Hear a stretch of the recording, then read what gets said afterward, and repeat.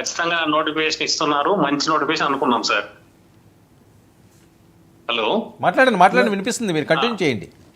Sir ఇప్పుడు వీళ్ళు ఏం చేశారంటే గవర్నమెంట్ అంటే అభ్యర్థులు అందరూ అడుగుతున్నారు టైం ఇవ్వండి అంటే సరే ఇస్తున్నామని చెప్పారు సార్. టెట్కి అంటే టెట్కి 90 days, డిఎస్సి 90 days అని చెప్పారు సార్. అప్పుడు టెట్కి 90 days ఇస్తామని చెప్పి ఇచ్చారు సార్. కానీ డిఎస్సి అంటే ఇది ఎస్సీ వర్గీకరణ అంశం అనే ముడితో దాన్ని ముడిపెట్టి దాన్ని పక్కన పెట్టేశారు సార్. ఓకే. తర్వాత ఇంకా అది అయిన తర్వాత వారం రోజుల్లో డిఎస్సి, 2 రోజుల్లో డిఎస్సి, 10 రోజుల్లో డిఎస్సి అని ఇలా చెప్తూ ఒక్కసారిగా ఎస్సీ ఎస్టీ బీసీలకు కోచింగ్ పేరుతో ఒక 90 days వీళ్ళకి కోచింగ్ ఇవ్వండి అని చెప్పారు సార్. ఇంక 90 days కోచింగ్ ఇచ్చారంటే ఆ తర్వాత ఖచ్చితంగా మనకు కోచింగ్ లో ఉన్నప్పుడే ఎలా ఇస్తారండి అని అభ్యర్థులందరూ కూడా అలానే అనుకున్నారు సార్. అంటే మేము ఏదో చిన్న చితక ఉద్యోగాలు చేసుకుంటూ ఉండేవాళ్ళం సార్. కానీ నోటిఫికేషన్ వచ్చిన తర్వాత చదువుకున్నామే అనుకున్నాము.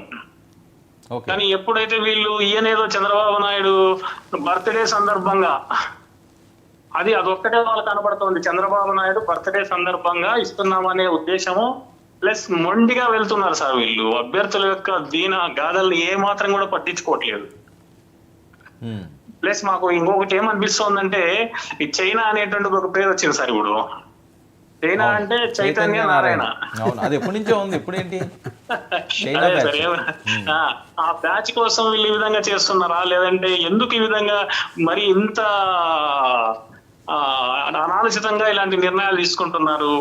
ఎంతమంది ఫోన్ కాల్స్, ఎంతమంది ఇబ్బందులు పడుతూ కాల్ సెంటర్ కాల్ చేసినా కూడా వాళ్ళు మేము చెప్తామండి పైకి చెప్తామండి అంటున్నారు తప్ప ప్రభుత్వం దృష్టికి వెళ్తుందేమో చూద్దాం. ఖచ్చితంగా మీకు ఏం కావాలని కోరుకుంటున్నామమ్మా ఇప్పుడు మారుతి సార్? మాకు ఖచ్చితంగా సమయం ఇవ్వాలి సార్. సమయం లేకపోతే మాకు సూసైడే గతి సార్. ఓకే, అలాంటివి వదిలేండి, కానీ అంటే మీకు కట్ చేసినటువంటి టయాన్ని మీరు ఇవ్వమని అడుగుతున్నారు.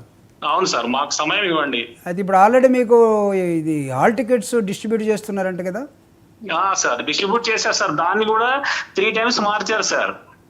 డిస్ట్రిబ్యూషన్ మొదట్లో ఒకసారి వదిలారు టెట్ అంటే డిఎస్సి హాల్ టికెట్. తర్వాత ఏదో మళ్ళీ సెంటర్స్ ఏదో ప్రాబ్లం ఉంది, ఒకసారి మార్చారు.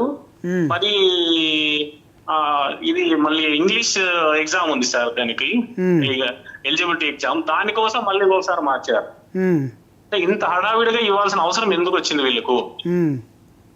బాగా దాన్ని క్షుణ్ణంగా అధ్యయనం చేసి మమ్మల్ని మా యొక్క సమస్యలను దృష్టిలో పెట్టుకొని ఇదేంటిది మిస్టర్ మారుతి, మీ నార్మలైజేషన్ పరిస్థితి ఏంటి? జిల్లాలో ఒకే పేపర్ ఉండాలి సార్, అది మరీ అన్యాయం సార్.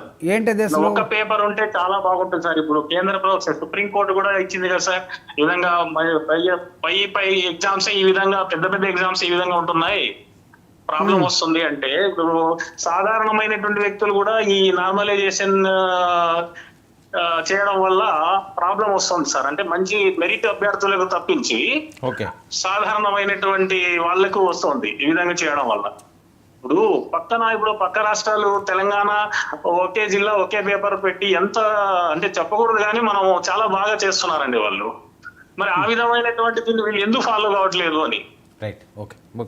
దీనివల్ల ఎంతమంది అన్ఎంప్లాయీస్ ఎఫెక్ట్ అవుతూ ఉన్నారు మీకు టైం ఇవ్వకపోవటం వల్ల, లేకపోతే ఇవన్నీ మీరు అడిగిన డిమాండ్స్ అన్ని ఎంతమందికి ఎఫెక్ట్ అవుతున్నారని? సార్ లక్షల మంది సార్, లక్షల మంది. ఇప్పుడు ఒక పోల్ నిర్వహించమనండి సార్, ధైర్యంగా దమ్ము ధైర్యం ఉంటే ప్రభుత్వానికి ఒక పోల్ నిర్వహించమనండి, ఎంతమంది దీన్ని కోరుకుంటున్నారు, ఎంతమంది వ్యతిరేకిస్తున్నారు అని. 99% సార్, కనీసం 90% మంది వద్దు మాకు టైం ఇవ్వండి, మాకు లేదా టెట్ నిర్వహించండి అని అడుగుతున్నారు సార్. అవునండి, ఖచ్చితంగా టైం ఇవ్వాల్సిన అవసరం అయితే ఉంది కదా. రైట్, అర్థమైంది మారుతి గారు మీ ఆవేదన. ప్రభాకర్ గారు పోల్ కూడా నిర్వహించి ఇది మా ఐడియా బాగా. మహానాడు ఎలా జరిగిందో వాళ్ళు ఫోన్ సర్వే చేసుకున్నారు. డిఎస్సి ఎగ్జామినేషన్ కూడా ఏం చేయాలి బాబు అని ఒకటి టెలిఫోన్ పోల్ పెడితే ఓకే, మీకు కూడా బాధ్యత ఉంది కాబట్టి, గతంలో మీరు పాలించారు కాబట్టి దీన్ని ఎందుకు మీరు సీరియస్